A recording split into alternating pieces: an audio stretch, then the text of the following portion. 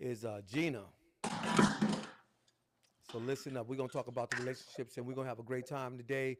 We're gonna uh, we actually got Ricardo qualified to love in this podcast with us, and also you can check that out. We're here at Uncle Mario Studio right now. My man Ricardo, how you doing today? I'm good. How are you, sir? Everything good. How about you, Doris? I'm great. Hey Gina, how you doing? I'm blessed. I'm blessed. Absolutely. So we're gonna start this off with some of the things growing up. When we grew up, we dated the pretty women. We dated the beautiful women. We were out there in like that life, that thug life. We were uh, tough guys. We were in that life. So we liked the pretty girls, and I got a couple of pretty girls on the line with us, and I got a girl on the line with us, a woman on the line, and I got one here with me in the studio, and we're gonna talk about what their experience was like dating in the neighborhood and people around them that probably even gang banged or sold drugs or was just in their life. So I'm gonna ask you first, Doris. Uh, I know you have your oldest kid is by someone that was from your neighborhood, right? Correct. Cool. And that was how long ago? Oh my God. Now you telling my age. Well, listen. That was Over so 30 long years ago, ago. but that was 100 years ago, so long ago. One of the things that we want to know is how did that shape you to deal with relationships in the future? Actually, I had my daughter when I was 17, pregnant at 16. So me, I never counted that as a relationship because I was still a kid. But once I got 18 and was able to get my own apartment and became responsible, um, it actually changed the way I looked because we were always fighting jealousy, envy, um, fighting other girls. And so it did change the way that I had an outlook on relationship when I did decided to, well, I can't say that because then, like they said, you follow a pattern. Right. So he just wasn't from the neighborhood anymore. And so what we call is an upgrade, what we thought was an upgrade, or I did. But, it changed the way I looked as I got older when it came down to relationship. Okay. So, Gina, I'm gonna send that same question to you. Guys that are uh, drug dealers, gang bangers, uh, hoodlums, guys that were tough guys in the streets in the neighborhood. You date anybody like that? Absolutely. I have dated guys like that. Yeah. And so, what Yeah. was that experience like? It was a life lesson for me, you Okay. know, because I was in the game too. You was in the gang. I was in the game for sure. Is that Absolutely, right? without a doubt. You know, And if I you're a was, gang member, yeah, you got to carry a pistol and jump on people and stuff like that. You was in that kind of gang. I wasn't, a, I wasn't a gang member. I was a drug dealer. This is the game. Okay, okay. So you still had to be in that life. So you had to, um, you dealt with a lot of different individuals, males and females. But the males that you dated, how was that dating them? I mean, what was it like? Well, for me, I would say me dating um, a black king that was in the game. For me, it was like a life lesson. They taught me the bad from the good. Um, I really can't speak nothing bad about it. They taught me how to myself and the things I should watch out for. You know, it's something that I will never. My daughter. Let me start off right there. I have a daughter that's on fentanyl, being lost on fentanyl. Let me get on that. And I was a drug dealer, so dope. And I like to speak up on things like this because karma. You would never think by you being a drug dealer and you selling drugs, you never think about it when you in the game. But somebody came and grabbed my daughter. You know what I mean? Somebody came and got my baby. And my daughter, she's out there lost on fentanyl right now. So for me, um, it's a life it's a life lesson, for me, because you never, when you out there and you in the game and you making money and you moving quick and things is good, you don't think about what goes around. You just thinking Comes about the around. money that you making and your lifestyle and what you letting. But now I'm in a situation where I have a daughter and somebody got mine. Somebody got my daughter and my daughter is lost on fentanyl. Now I'm chasing my child down in the streets and trying to save mine. But it makes me think how many people children lives that I destroyed when I was out there. You understand where I'm coming Oh from? yeah, that's big. That's strong. So for me, it was a it was a life lesson. It was good then, but now I'm chasing mine down. So it has your mind. It's nothing good to really say about it, because now I'm chasing my daughter down and I'm fighting for my queen, because now she lost. And probably um the person that, when I was in the game, the person that I probably was selling dope to back then, now they child is selling drugs to my child. That's big. That's strong, and that's some of the things that we would love to prevent. But like you said, things come back. It's like a boomerang. Throw it out there, and it It's a comes right back. boomerang. So Ricardo, what Yes, you got to sir. say about this? Well, I was never in the life, but I did on the other side of it when we talk about healing from those wounds. So, in mentoring organizations in Simba, an organization called Simba in Oakland, California, we as the men and women, we had to train and we had to deal with our own childhood traumas, our relationship traumas, our neighborhood traumas, and then we so we wouldn't pass it on to the children. Later on, we actually got a contract to train welfare to work. So we heard all these stories about this trauma that's happening in the community, this generational trauma that's going on. Some of the things she talked about, um, the price that being paid in our own communities, us victimizing each other. And in one sense, we we are just victims ourselves. Even if you're a drug dealer, you're a pimp, you're a victim of that society. But at some point, you have to have the self realization to take that I'm not going to, you know, let this trauma. First of all, heal myself and get in touch with myself, and then I'm not going to let this go in the community anymore. I'm going to take responsibility for my own self and my own actions, accountability. And so that's one of the things we did in Simba. Now I'm qualified to love. We built it on self mastery. You know, coming to childhood traumas, relationship traumas. As we as Black people, is qualified to love is for specifically for Black people, and because we have a specific history and a specific things that was enacted upon us that we are still healing from these days. So we get it from all angles, and then because we can't be have a effective relationship, we're never gonna be perfect. We're never gonna have, you know, just gurus walking around here, two gurus having a relationship. But we at least need to be in touch with the basics on how to have a relationship and communication and so on and so forth. That's big. We do need to have more programs out there. We need to have so much that can help. Well, actually, they do have some programs. But we need to get people to get to those programs, Right. and I think that's one of the things that helping someone navigating them and getting them there. So I got another question for Doris. Doris, so how did you navigate through the challenges of dating or having a kid young and the father of the kid was, in their life? Back then, I didn't understand about being a mother. I was a kid myself. But at the same time, I had to deal with being abused, um, and a lot of other stuff that came along. Now, that being said, I had somebody also that was a little older than me, and she was in a relationship with someone she was into drugs, selling drugs with, and that lifestyle.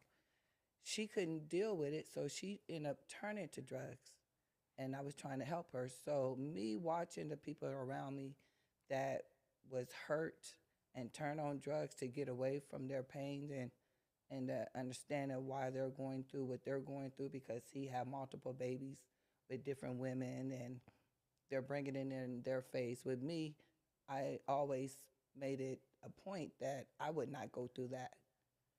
I was always fighting, trying to, make a man respect me in that field. But at the same time, I got into a program with Jim Brown when he came out with Mary I Can. And so that helped me to move along as I got older because I got to understanding that we was hurting people out there in those streets. And then as I got older, of course, I got me a job and learned how to deal with it, trying to be responsible on my own, but still was in that lifestyle. I was still there. And I didn't understand how to get out of that lifestyle until I started working and getting out of that environment. But I've always came back to my own community to help people to get out. I started going to church and started helping with the community. But I would break down and cry because I tore down a lot of the communities. I hung on Jackson Street. And that tells you a lot right there just by being on Jackson Street, what I did, And most of it was survival. It was, I was So at this 15, time, 16 years old. At this time, when you was 15, 16 years old, when you was out there doing this type of activity, what about your parents, your mother, or your father? Like, were My they? dad was on drugs. My mom died when I was 4. So I never saw my dad drugs, somebody else did.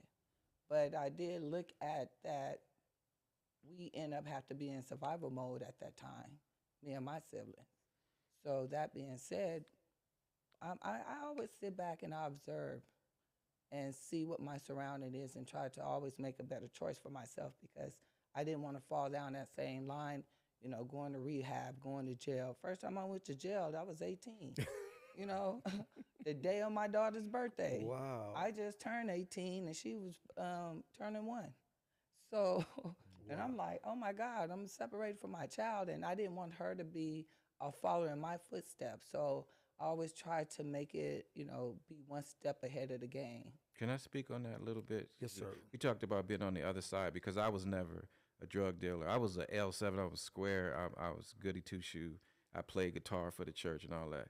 So being affected on the other side, my first marriage, I tried to do the right thing. I tried to not, just have kids out of wedlock. I was trying to do the right thing. The first wife got on crack. So I deal firsthand. That's when crack was first coming out. We didn't understand it. We didn't have all this compassion that we have now about the addiction of it and what goes into it. I just understood. I took it personal. She didn't. I just came. A hard working man come give me my whole check, and then you spend all the money. The car Well, gets you gonna repossessed. get your girlfriend tonight. The car gets repossessed. The sheriff is knocking on the door, talking about 3 days to quit. You know what I'm saying? And I'm taking the person like, why are you lying to me? Da, da, da. I didn't understand this disease called love, but it personally affected me. So before segregation, our communities were intact. There was a 90, some like upward of 90% marriage rate and families and morals and our own businesses and everything. When that COINTEL program and the CIA putting crack into the community, they hit us both where they hit the conscious community and they hit the average working man and woman with this crack. It just came through and devastated our communities. It wiped out the neighborhood. It was like a domino effect from one neighborhood to the next, and it just knocked everything down. And we lost a generation behind that. But let me say this too. Let me cue in because it hasn't stopped. It ain't like it's not like it has stopped. Mm-hmm. At the end of the day, the government they it's fentanyl now. So even it's still crack, it's still methamphetamines. But now let me tell you something. With crack, it hit us. and it's still there. It ain't going, it ain't went nowhere. That's for the older. The government has it set up so cold. Crack, it got the older people. Now we got fentanyl, blues, Percocets. They saying that, you got Future singing songs, Papa Perk, put the lean in the cup. So now they destroying our young generation, our young children. Fentanyl. We lost her.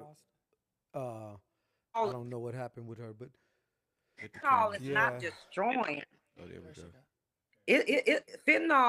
Fentanyl is for a new generation. So as us as black people, we have to really wake up and know this shit is set up to destroy our young people. You can't find too many people that's on crack or did crack for 20, 30 years that's messing with fentanyl. No, fentanyl is set up for the younger generation. And it didn't start from it didn't start off as fentanyl. It started from popping a Percocet. It went from popping a Percocet, and it's in the songs. Future sang about it. Papa, our young generation hear the music. So It's not. with Gina, with all that going on and that happening, Mhm. your background, doing what you're doing, what's the approach now to kind of like change the narrative of it and kind of bring somebody to awareness? What's the step next? Well, for me, I'm gonna tell you what I do. I don't know the next step for the next person, but for me, I go out. I go out in the mud. I go to uh Naked City. I go over there. And I don't ask nobody to go with me. I go over there and I talk to the young women.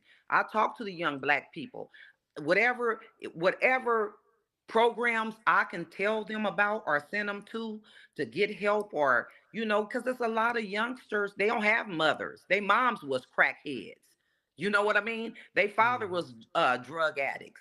So when I come and approach them, I'm coming to approach them on letting them know I'm really from the neighborhood. I done sold drugs. I know what's going on. But at the end of the day, I'm out here really trying to save my young black queens and my young black kings. So I'm out there. The approach is to be out in the streets and Okay. talk to them and have a solution where we talk. We just can't go out there and talk to people. We have to have somewhere where we can bring them. You could go talk to people all day, every day. But if you don't have nowhere where you can, because some of them ready, some of them are ready to make a change, but they don't have no fucking where to go. Forgive my language, but I'm gonna keep it 100 because that's who I am. You know what I mean? Okay. So But if we don't have nowhere to home them and show them it's something different on this other side, going out and talking to people, man, come on. so right now, do you face judgment or criticism for who you was back in the days Come for today's time? So we can talk. But what is if we don't have, we have to build up our community. This is me. We have to build up. We have to build up and have somewhere we can bring our young black. See me, I don't talk about the older crowd. I talk about our young black queens and our young black kings. If we So can't, my if thing we is gonna go like, out there and no, talk my to them, question is, when you were out there, like right now, do you face judgment or criticism for what you did in the past? Do people judge you or do they absolutely not. criticize you? No, not at all. Not at all. Because I'm not who I used to be. They know who Understood? I am in 2023. They don't know me from 1991. Okay. They praise her probably for changing her life. That's the victory of it. That's the victory. What about you, Doris? Do you face any judgment or criticism for anything that you did in the past through anybody in your family, friends, cousins? No, actually, no. I changed my life around. Um, it was hard, but I took accountability and I have to move And you know forward. what? And I love her for that. I So I so I, what I what respect. advice would you give? What advice would you give I don't like someone doing all coming that shit. underneath you, someone is coming behind you, what advice would you give them to navigate so that they don't go through the things you went through? First of all, the main problem is a lot of them is scarred. You don't know what they've been through, and a lot of them blame parents for their issues, and a lot of them don't take accountability of the action that they take. They feel like they left alone. They're not, didn't get the love, and a lot of them. You can go back to the older ones, and a lot of people would say that's pretty much the same thing as the younger ones. Um, we brush them off. Back then we called up, oh, get away from me, you crackhead. Call them names. Now, what do we do with them? We don't have, like she said, no places for them to go. So I do the same thing when I tried my best to help and show them love. I don't care if they asking for food, for money. What I give you is how you spend it. I don't ask. I Amen. just try to be Yep. there and just to show them that there are kind people out here and that's willing to help. And if you can you know, just spend a little time with them. But you got to remember, a dope fiend is a dope fiend. And to get them off of that, they have to make up their own minds. And to get, you just got to help them. Right. It's kind of hard to say because a lot of them end up turning on drugs. They didn't say woke up one day and say, I want to be on drugs. They were tricked in it, or they was manipulated into being on drugs, or take this and this take away their toothache. You know, so a lot of them it probably like lean, cough drops. It's cough syrup. Take it with some Sprite because you heard somebody say it on the radio, and then now they're hooked. Followers. They didn't know that I'm gonna be Period. addicted on something. Right, right. And a lot Right. of the music also plays a part of it because that's party drugs. Yep. It wasn't. Yes, In our ma'am. days, party drugs was marijuana. Right. So nowadays it's pills, syrup, calling it lean and uh, Especially look at their fentanyl. And favorite artists. your You favorite know, artist. So right now the music world is they say so much devil stuff about it, and if you're not degrading the neighborhood, you ain't getting on. If you ain't uh, banging and killing and all that type of stuff, we lost several rappers over the past 5 years, and then these rappers that we've never heard of because they're not in our era, but they popular and people know who they are and things like that. So we lost quite a few of them. And for Gina, in hindsight, like what are some of the things that were most significant in the challenges that you faced going through everything that you went through? What are some of the things that you faced? You already told us about your daughter, but before you had your daughter, what were some of the challenges that you faced coming out of that lifestyle? Well, I'm gonna say for what a lot of challenges is trying to uh connect with people. I want to fall in with people. You know, I want them to accept me. And sometimes when you want people to accept you, you willing to accept stupidity in order to fall in the group. So for me, what changed me, first off and foremost, what changed me was God. Number one. I don't care if it was a Muslim or Jewish or whatever. It's politics. I believe in God, and I feel like what changed me. I went to prison. I went to prison. I did 2 years in prison, and that changed my life. I'm gonna keep it real. It changed me to the maximum. Just me sitting down just for a little bit because I feel like I was moving too fast in the streets, and God really could have took my life, but instead of Him taking my life, He said, "I'm gonna sit your ass down for a minute. I'm gonna sit you down for a minute. It ain't gonna be long, but you need to sit down." So for me, that's what changed my life. But I feel like if I would have had a father figure, and I'm a woman, it's a lot of females out there, young children that's females. We need a man. We need that man in our life, regardless of what. Amen. And we hear a lot of black men, they talk about the black king, the king, he need a father figure. We need men to hold our black young kings down. But at the end of the day, we need fathers for young queens. We need that man. We need that figure in our lives. And I feel like for me, if I would have had my dad, I never had my father in my life. You know what I mean? So, but my mother, she did the best she could, but I feel like for me, if my dad would have been in my life when I was younger, I feel it would have changed a lot about me, But as further as the way I moved and different things like that, but I didn't have no father, so I had to take the responsibility of what my father should have took care of my mom. I had to take that responsibility and take care of my mom on a father's level, so we need black men, women, young females. We need that black king in our lives. We need guidance. Okay, that's real. No, definitely, we do need fathers in the household. We do need fathers taking care of their daughters, taking care of their sons, and taking care of their spouse, their mate, girlfriend, girlfriend, wife, or whatever. I'm not even talking. You know what? Forgive me. I don't mean to butt in, but I'm not even on a spouse and a female and taking care of the woman. No, because once you start taking care of your queen, the young version, the queens and the young kings, you're gonna automatically take care of the queen. So, She's gonna can you share any automatically be positive? Can you included. share any positive gain that you gained from the experience that you did? Anything positive that you learned along the way that you could share that worked for you? Well, for me, I feel like the positive that worked from me is not giving up on me. I didn't give up on me, and we gotta love us first.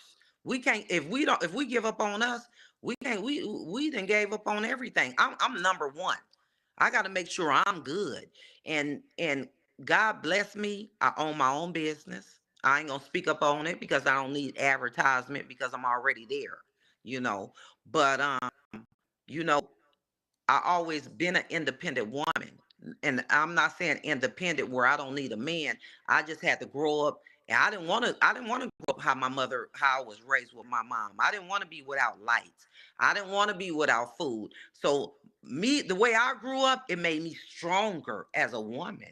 It made me respect my king. It made me respect me. It made me just respect. I don't want to I don't want to be running from the police. I don't want to be nervous when I move in the streets. I love being who I am. I love taking care of people. And let me tell you, when you have an open hand, when you have an open hand, you able to receive and you able to give. So that's me. Long as I know I'm doing right and I'm not taking or stealing or hurting nobody, I'm good. God gonna bless me. I don't need Right on. validation. I know I'm That's gonna right. be blessed if I'm doing the right thing. Okay, so Ricardo, you gonna relate on that? Can you? Well, we're qualified to love. What we had to do is go to the source. So why are we having these issues? Why are the divorce rate so high? Almost everybody you talk to, you got relationship problems and so on and so forth. We keep on going through the same cycles. So we try to get to the source, and that's self introspection to see what happened in our childhood. Come to terms with that. And come to terms with our past relationship models. Come to terms with how we communicate with each other, effective communication tools, um, self mastery, um, self love, and then operating in the fruits of love. Um, you know, Patience, kindness, having grace. And then Yes, sir. in the process of choosing, we have a game called the Getting to Know You Experience, which is a compatibility game. We ask the key questions because what happens in a relationship normally is boy meets girl. I'm attracted to you. You attracted to me. We go out on a date. We all say we bring our representative. We say the right things. We know what to say, what not to say, you know. And then next thing you know, we in a situationship. We don't really even know each other.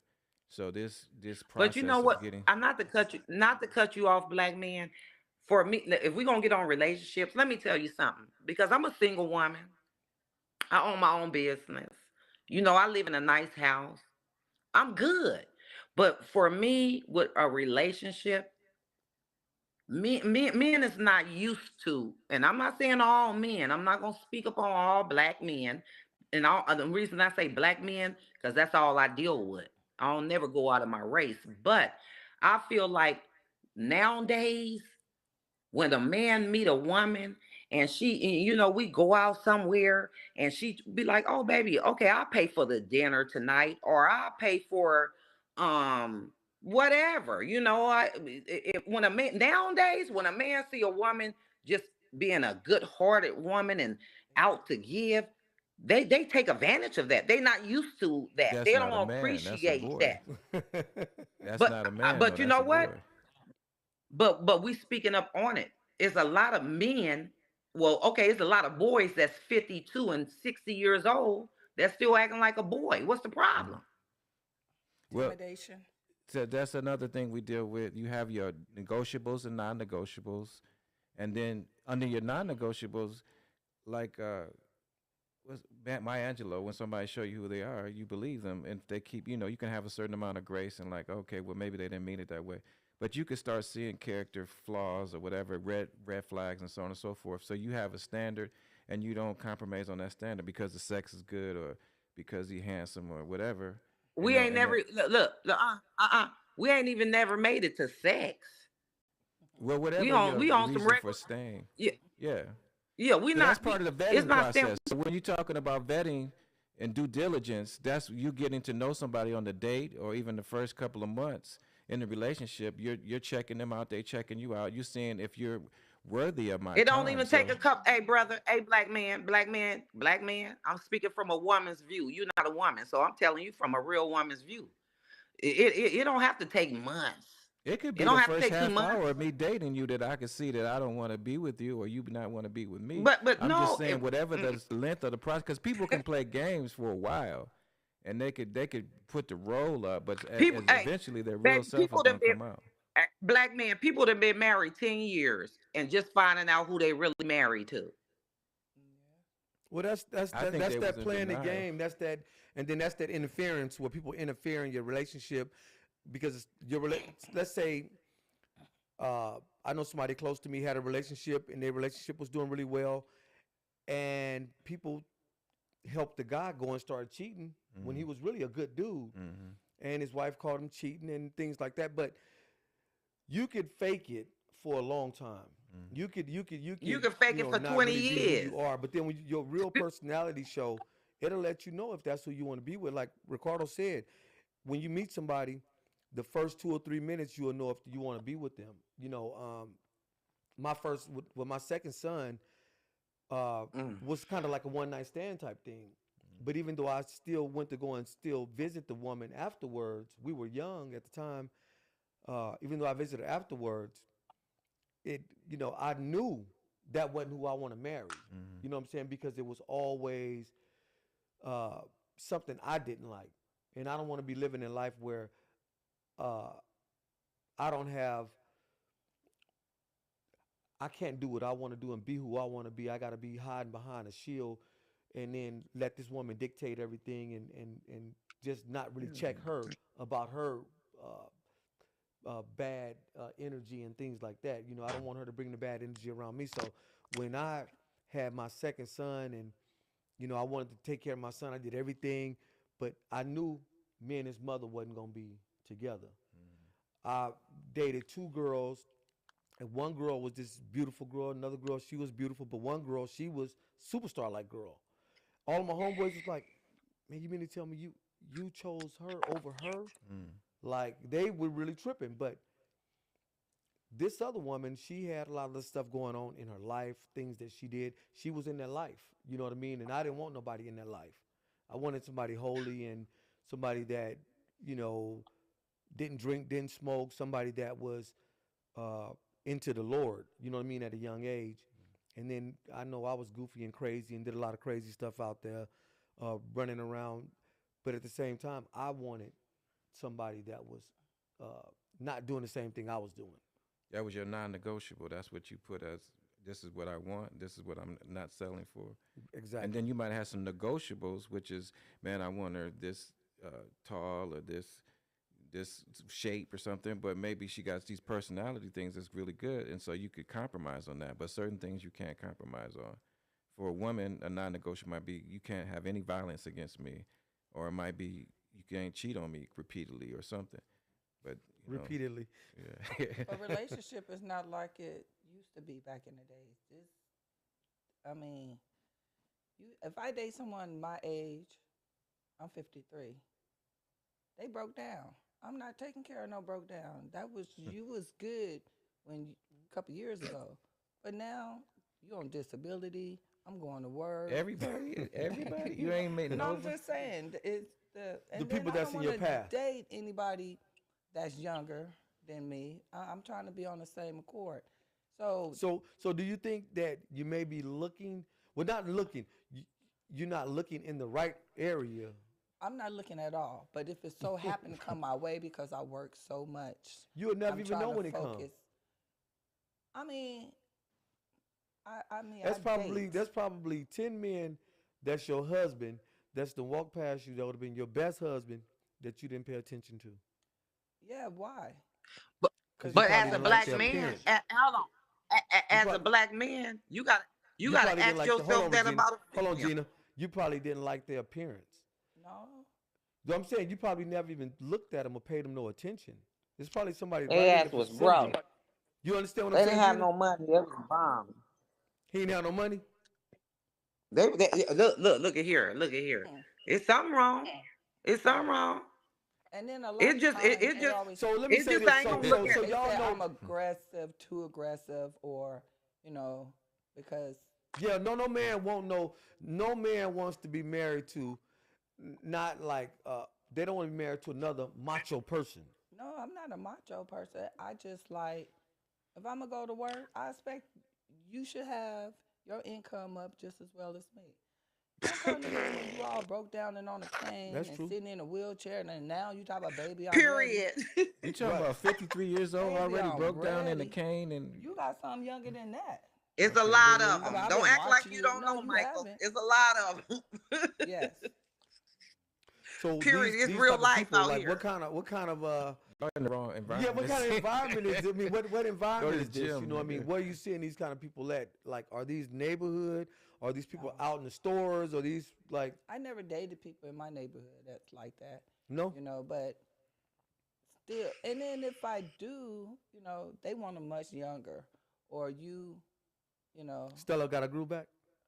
I always have my groove back. Shoot. I mean, So you know, a lot of women go to Jamaica and find them a young dude since the movie. yeah, but right now I have a focus and I have a goal and I have a dream. So my thing is to get myself together. I'm facing retirement.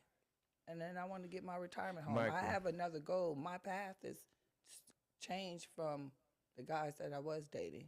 So now you're here and I'm over here. I don't want to be in Vegas to spend the rest of my life here. I want to travel. I want to go here. But I got family. He said, "Oh, I got family here. I want to stay close to my family." Okay, well, Peace. I'm out of here. Deuces.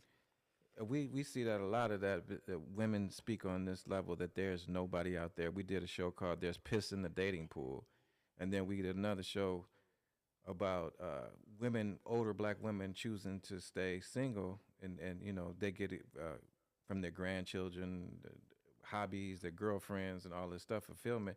And when you tell them why are you single, they talk about what they don't want.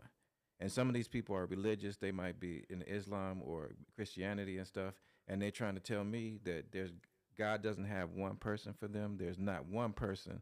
We're not talking about the averages, like, okay, out of 100 men, 80 of them ain't gonna be good. But you trying to say that you can't find one person that meets your criteria to make you happy, and they don't believe that they're out there. I'm not.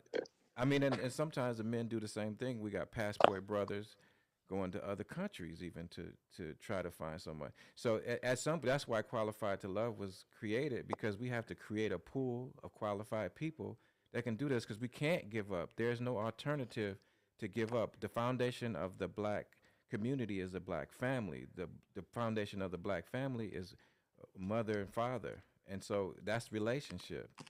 We have to get this thing right, no matter how hard the obstacles seem, or you know what the environment out here seems. We got to do something to change it, and we can't give up on that. That's a we can't say there ain't nobody out there.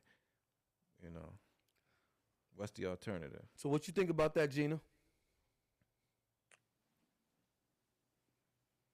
she About she look like Can you hear me? Whatever, brother. I hear you clearly. I hear you So clearly. what you think about that? What he said? I mean, what he said. It's what he said. I mean, it's real life out here. You know, we on the podcast or however cast, but when we move in these streets, it's reality.